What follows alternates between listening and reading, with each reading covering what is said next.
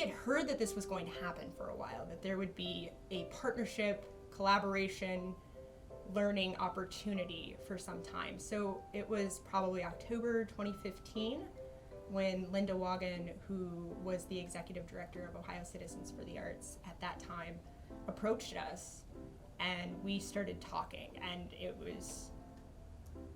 really was just us sitting in a room saying, hey, we want to work together.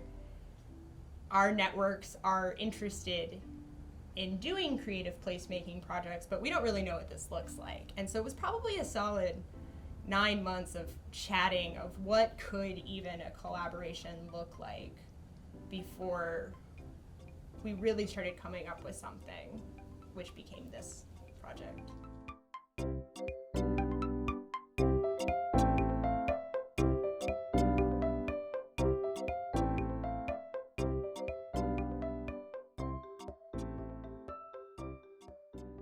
What excites me about this project is it's basically a blank canvas.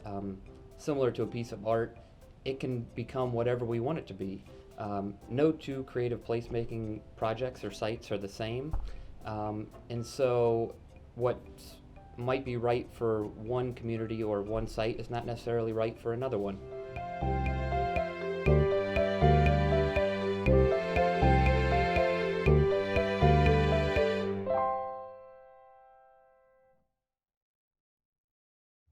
I've been asked a lot about what is creative placemaking, particularly as we look to bring these symposiums together. And it wasn't a word that I used a lot before, though it would seem that we were already doing it, but it wasn't the intention to define creative placemaking with the work we were doing. It's been a broader term for me as these conversations have gone on. But for us, it's been there's two words, so creative, everything is about art, which of course it is, and placemaking about making a space for the community. But when we run a mural program, it's very obvious. There is a mural on the wall, great. There is a piece of art in the community, and it seems very obvious, and it should be, and that's great. But it goes much broader and much deeper than that, as I've seen. That integration about artists having conversations with developers and with programmers and with cities throughout the nation about making a space for the community where the arts is integrated wholly solely, and you may not see a piece of art. And that's the biggest surprise for me, that the art is there, but it's intrinsic. It's been built into the conversation, and it may be about how the space was created or who the space was created for, not that it's an artistic space. And that's been a bigger way of thinking that's really inspired me to look broader at our projects and look broadly at the community. This used to be the old Strauss building, and the old Strauss building for a while was a department store, and then a little bit after that it was converted into some office building, and then it just sort of lay in disrepair. But after that, with a lot of money from the city and with the help of ArtSpace, which what their entire mission statement is to be able to provide affordable housing and the ability to foster the artistic spirit within the artists who live here. We were able to build this up into something really amazing where a whole bunch of artists can live and work and grow with the community. Creative placemaking is open in terms of planning and deciding the future of a community. It's not held in secret. It's inclusive. And it's, when I came to Zanesville, in 1980, I was with Ohio University campus and held a meeting of community leaders. And I did a similar thing 30 years later. The first time there were no women, the second time one. It was all guys that have this color hair and were white and old white guys. And that is not inclusive. That is control, and one of the reasons why the community didn't grow. I mean, at one time it had a population larger than Columbus. And so there's a very, one comedian said, Zanesville, the home white studies. Anyway, that type of attitude, which has not encouraged people of color to remain there, although we have the largest percentage of African Americans in any of the Appalachian counties, other than the new 3 counties, which are the flatland Appalachian counties that extend up to Lake Erie. But you know, having openness, having diversity, inclusion, those are things that make for people and communities to succeed, and the success is based upon acceptance of different ideas, the willingness to say this is a bad idea, and the willingness of certain individuals to take leadership roles, not to roll over people, but to enroll people in making things happen. And my studio in Zanesville, and we are very lucky. We live here because of many reasons.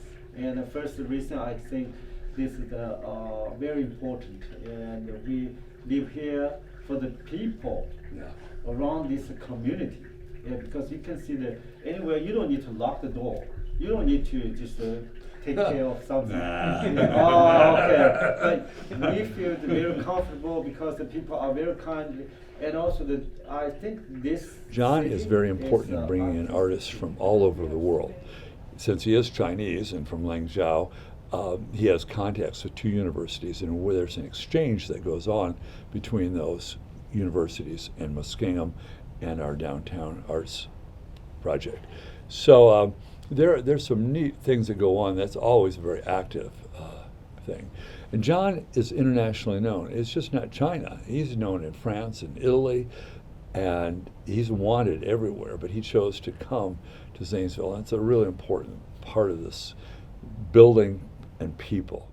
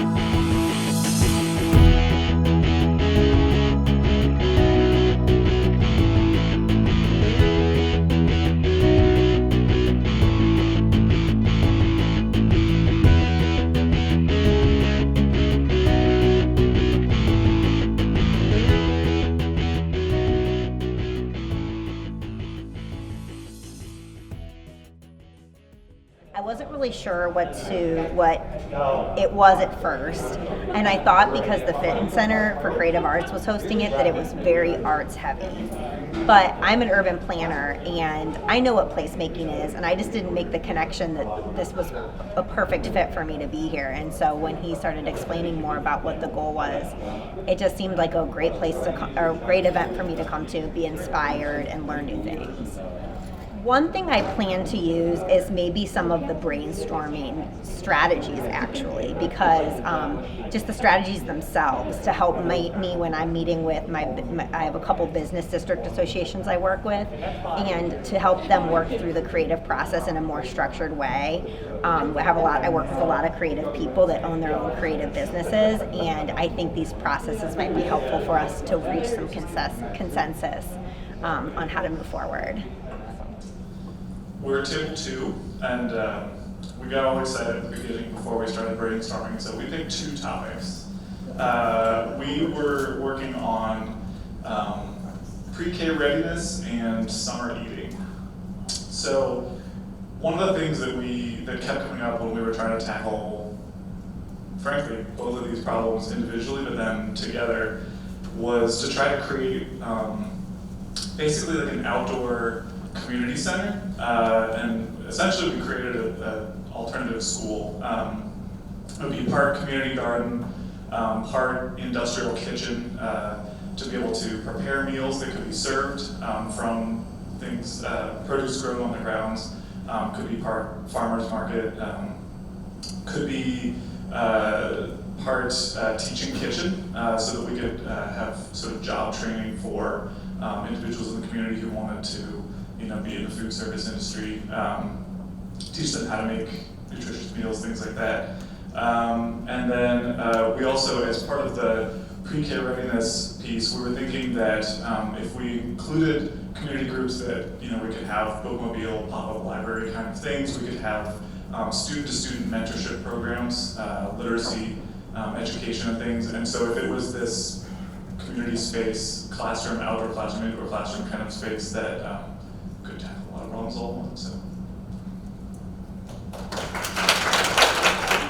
So I plan to go back and tell my other coworkers about what went on today, and just kind of go through that process and thinking of like how we need to make sure we include artists and other individuals along, like when we're doing projects in neighborhoods, and make sure we really include more people to get a better project in the end. So. I'm a local artist here in Hamilton. The arts community is so cozy. It is. It's very small and growing, which also is great for artists because you have a lot of opportunity to be involved in what's happening. But I also head up Inside Out Studio, which is an art studio for adults with disabilities, right around the corner here on High Street. So check that out if you have time. But designing this, what I like from an artist perspective about street art is they don't really put you in a box or make you create a specific theme or design or style. They really let the artists do whatever they want, and they leave it up to that jury process and the selection committee to pick what they feel is the best fit for the building and the community. So when I looked at this blank slate of a wall, I thought, what should I do? And Robert Bukowski seemed to be the most obvious choice. He's very connected to this building. If you're not familiar with his works, he's an award-winning children's author and illustrator. Most famous is probably Make Way for Ducklings. One of the things that I got out of was the importance of using art to bridge community engagement. And one of the things that I found in my experience with developing places that I think also was reflected here was the fact that in order to create authentic and diverse solutions that help drive communities forward, that art needs to be an integral piece of that.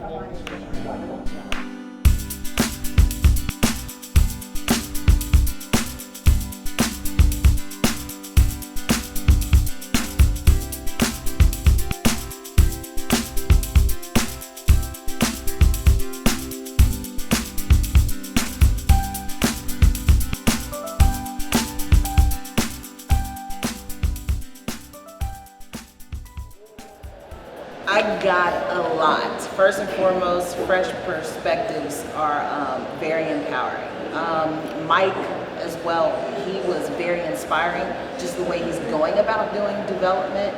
I think me in this position and me living in my own neighborhood, I can look out and I can do projects without necessarily having to have thousands upon thousands of dollars. And working for a community development center, this day made me realize like we can do small, very impactful projects. And so I want to take that back, and I want to run it. Go ahead, I'll the building was built in 1876. It was a part of the old Costman's hardware store. This was the annex building. And they kept fencing and lime and things like that out here, which I never really noticed the building until I thought that I might need more parking for my Main Street building. And then when I got inside, it was like, oh, this is a little gem, we're not gonna tear any more buildings down, not right here. And began to recreate and restore the building. And that means, these columns were 8 inches low, or almost 10 inches, sinking the entire building in. So we engineered some I-beams and brought the building back up. And then over a 10-year period, this is where I'm at right now. And you can go upstairs too and look at that space and more paintings. But this is what I want to see with all these buildings that are over across on Main Street and that we're just neglecting is ridiculous, These could really be important to our future. They're the past and they are our future, I think. Yes. And the artists are always the first ones that get excited about doing something with them. I think it was just seeing the priority that people are giving creativity in the community. As an artist in a small town, it seems that if you're going to be creative, you need to make money off of it. And that's just, it's all about like monetary exchange as a service, which is important. But the way they talked about it had a much larger scope applied to it. And so it allowed me to look much more beyond just like, oh, I need to make money to pay the bills. Like, how can this affect the community as more money? Most of you define creative placemaking as what is actually arts-based economic development or just placemaking. When you add the word creative placemaking, the word creative in front of creative placemaking, it becomes a different thing than probably what you're thinking about, what you were considering before you came here today. Which is why I'm going to give you guys this primer on what creative placemaking specifically is. Just so you guys know, there's nothing wrong with arts-based economic development or placemaking, but it's not technically creative placemaking. And I'll return to that in a moment when I get to a specific slide. So the National Endowment of the Arts defines creative placemaking as a sentence you can't see because of the screen. So what it says there, you can almost make it out, is that the ultimate intention behind all creative placemaking work is to transform communities socially, physically, and economically into equitable places with the arts at their core.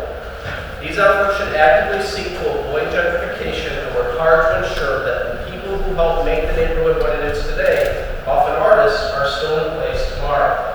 So the critical piece there is the word equitable.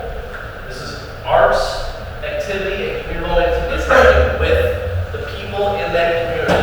They're grassroots initiatives, arts and poor, that are helping improve the neighborhood. Now, the weird thing for you, those of you that are community development practitioners, about this specific tool, like creative placemaking is a tool in your toolbox you can choose to use after today, or maybe you've already been dabbling in it. It's one of the few community development tools that happens to, and this is a grand national challenge, also displace the people that are the tool. So what happens in a lot of communities is that by using the arts to kind of to polish the stone, to share the story, the organic, authentic story about various neighborhoods and communities across our country, it actually makes those places more attractive for people to move in, and then unfortunately displace the very people that because of just supply and demand, places become more interesting, and then they have to move out. So what you'll hear me come back to a few times throughout the day is being careful that as many of you may have not done any creative placemaking, and hopefully you'll dabble in it after this, you'll find it gains momentum very quickly, and you need to be thoughtful about making sure that you're creating permanent places for the people that are then possibly at risk of being moved because you allow them to tell their story. Really nice to sit at a table of such diverse backgrounds and everybody kind of coming from someplace different in their own work or even the things that they enjoy doing outside of work. So I really appreciated the diversity today.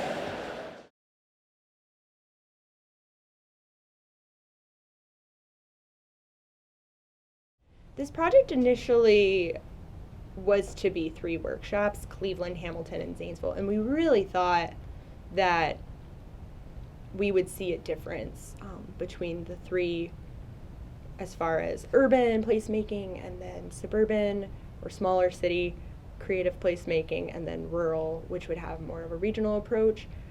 And as we were planning this project, it just became apparent that Cleveland wasn't the best place for us to go, and we decided to really focus a little bit more on making Hamilton and Zanesville as strong as they could be and getting more people there, which was really great because that offered us a little bit more flexibility, and we were able to offer travel stipends in that aspect as well to get more people to attend these. As far as change between the 2 workshops, Hamilton and Zanesville, there were a few changes. The biggest one being we shifted the morning around, where we had started with a creative placemaking overview and then what is art and what is community development, and it just became really apparent after Hamilton that that was not the most efficient or effective way to do that. So we started breaking it down: art, community development, and then creative placemaking. We had more examples, so not just from that location, but we also just had more examples of creative placemaking in other parts of the country, which I think is really helpful for people to conceptualize the concept. And then the other big piece that we changed that I think was actually really effective as far as networking is concerned was we had curated and assigned the tables beforehand so that we had cross-sector representation at each table, but then we had that be the same arrangement the whole day in Hamilton, but in Zanesville we shifted that later in the day. So I think that allowed more people to get up and stretch their legs and talk to different people, which I think ultimately just goes back to that was the point. We want people to get to know each other and really start these conversations. Well, it was interesting to take what we had learned in Hamilton, which was our first training session, and kind of get feedback from participants, see how the day went, and then be able to take that knowledge and apply it to the Zanesville session. We changed up the order of the events for Zanesville. Some of the feedback we got wanted to incorporate more of an overview about creative placemaking in the morning.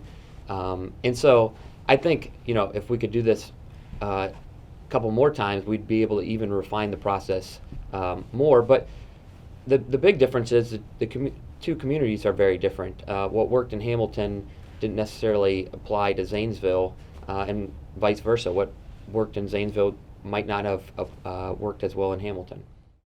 My primary goal was to really set the table for conversations, and I'm very much borrowing language from Lynn McCormick of LISC when I say that, was just getting people there to talk, and we saw that happening, and I saw that in the evaluation cards and the feedback, and I really think more conversations and collaborations will come from this.